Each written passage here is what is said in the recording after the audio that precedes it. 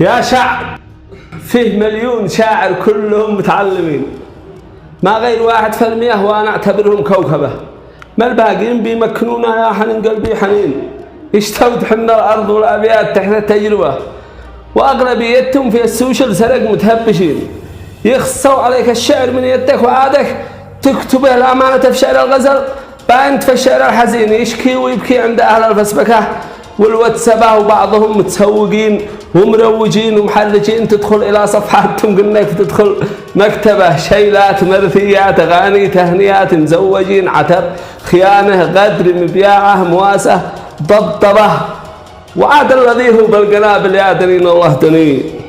الشاعر اللي يفجع العالم كله ورهبه، مدري تقول ساحة لسانك أو تقول له يا عوين.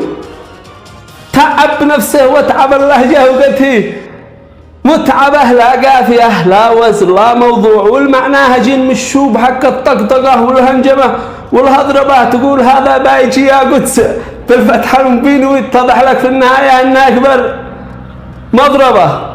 والشاعر تعال انقضاك، ما عندهم منطق رزين، أشعارهم تدي لك الغاثي وتدي القرببة.